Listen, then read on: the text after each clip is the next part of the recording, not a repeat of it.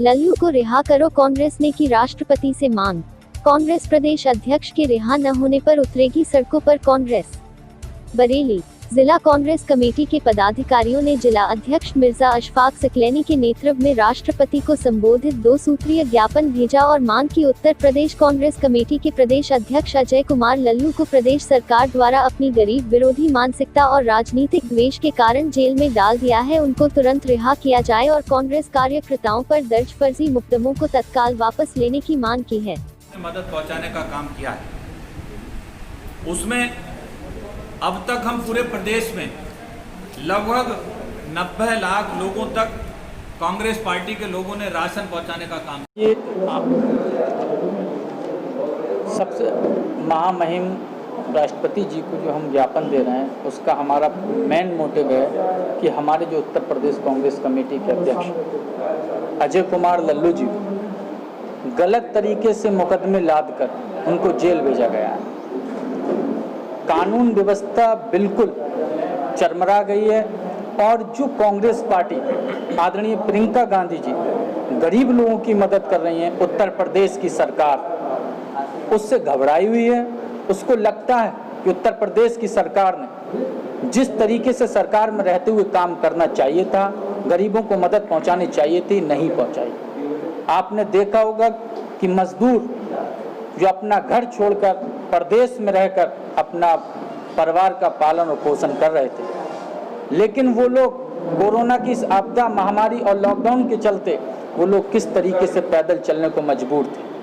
पैदल चले लोग, आपने सड़कों पर तमाम देखा, गर्भवती महिलाएं चली, बच्चों को जन्म दिया। तमाम ऐसे लोग जो रास्ते में चल रहे थे, अपनी जान उनको गंवाना पड़ी। ये सरकार गंभीर नहीं है। कांग्रेस पार्टी ने इसकी मांग को भी उठाया था और उनकी मदद करने का काम किया था, और इस सरकार ने जो गरीबों की बात कर रहे थे अजय कुमार लल्लू जी को मुकदमा गलत तरीके से लाद कर उनको जेल भेजने का काम किया। तो हमारी मांग है राष्ट्रपति महामहिम साहब से कि उनको तत्काल रिहा किया जाए और जो उन पर मुकदमे लिखे गए उनको तत्काल वापस लिया जाए। सड़कों पर उतरेगी कांग्रेस, आंदोलन करेगी लॉकडाउन के चलते, और इस सोशल डिस्टेंसिंग को देखते हुए हम लोग अभी मांग कर रहे हैं। ईमेल के माध्यम से महामहिम साहब को हम राष्ट्रपति जी को ज्ञापन दे रहे हैं। अगर मांगे पूरी नहीं तो कांग्रेस पार्टी सड़कों पर उतरेगी, आंदोलन करेगी, और इसकी जिम्मेदारी उत्तर प्रदेश की सरकार की होगी, शासन और प्रशासन जिम्मेदार होगा। देखिए, हमारे प्रदेश अध्यक्ष अजय कुमार लल्लू जी को पिछले दिनों उत्तर प्रदेश सरकार ने झूठा मुकदमा लिख करके और जेल में डालने का काम किया। उसके बाद कल उनकी जमानत याचिका लगी हुई थी, सेशन कोर्ट ने खारिज कर दी। सरकार लगातार व्यवधान भी डाल रही है और कांग्रेस पार्टी के कार्यकर्ताओं को जन सेवा करने से लगातार रोक भी रही है। जगह जगह पूरे प्रदेश में हमारे कार्यकर्ताओं पर अलग अलग मुकदमे भी लिखे गए हैं। करीब 90 लोग ऐसे हैं जिन पर पूरे प्रदेश में मुकदमे लिखे गए, अलग अलग जिलों में, अलग अलग शहरों में। और हम ये काम, चूँकि ये कोरोना आपदा का समय है और आपदा के समय में राजनीति बाद में है, पहले जनसेवा है, और हम लोग, हमारे कार्यकर्ता जनसेवा के लिए माननीय हमारी राष्ट्रीय महासचिव प्रियंका गांधी जी के नेतृत्व में लगातार जनसेवा में जुटे हुए हैं। जगह जगह पहले दिन से हम लोगों ने लोगों में, चाहे राशन वितरित करने की बात हो, जो गरीब हैं, बेसहारा हैं, मजबूर हैं, उनके लिए अलग अलग हम लोगों ने मदद पहुंचाने का काम किया है। जो प्रवासी श्रमिक थे उनकी मदद के लिए भी लगातार कांग्रेस पार्टी कोशिश करती रही। सरकार से कहा हमने कि भाई 1000 बसें हम आपको उपलब्ध करा देते हैं, और वो बसें लगातार दिल्ली बॉर्डर पर खड़ी भी रहीं। आप लोगों ने भी तमाम मीडिया के माध्यम से, तमाम साधनों से आपने देखा भी है, लेकिन सरकार ने उनका यूज़ नहीं किया, बल्कि और कांग्रेस पार्टी के हमारे प्रदेश अध्यक्ष उन पर मुकदमा लगाने का काम किया। तो प्रेस कॉन्फ्रेंस बुलाने का आज मकसद यही था कि हम अपनी बात जनता तक ले जाएं।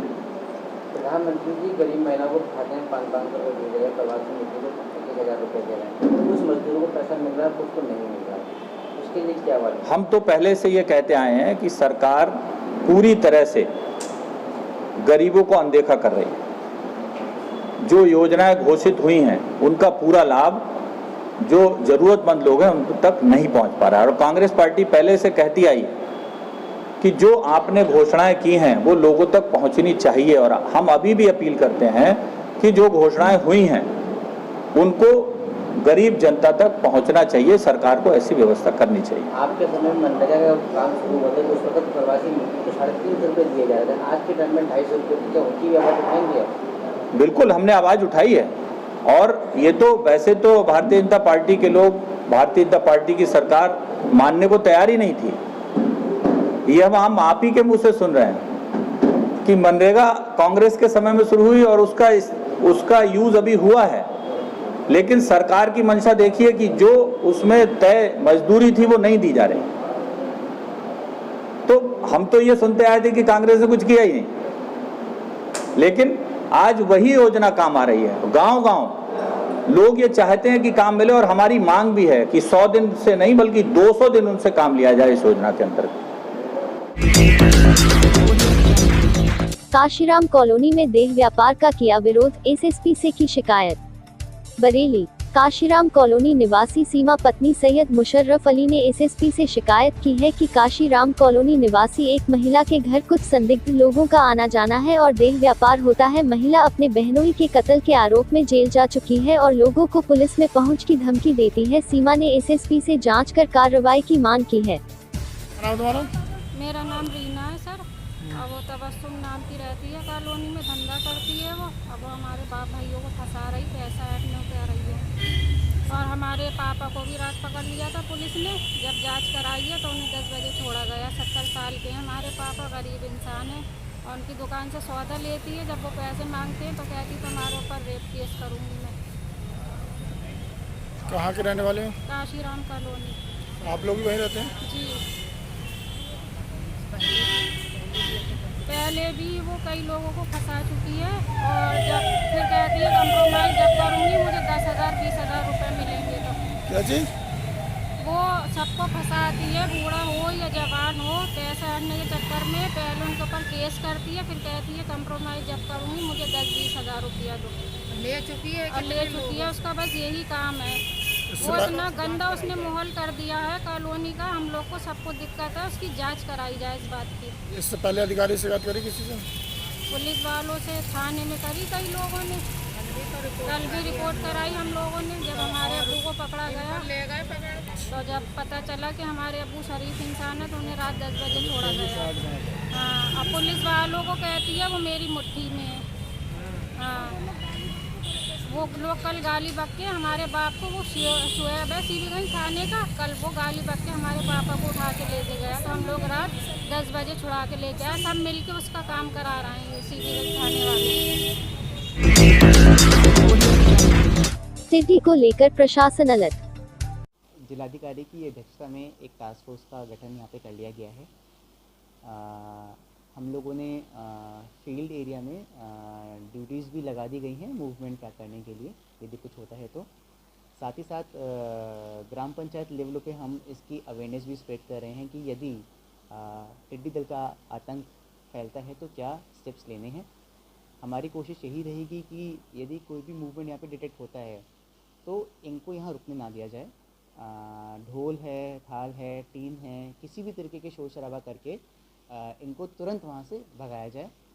साथ ही साथ हम लोग ये भी इंश्योर करने की कोशिश करें कि उस एरिया में जो फील्ड्स हैं उसमें हम लोग पानी भरवा दें ताकि टिड्डियाँ वहाँ पे रुक ना पाएँ।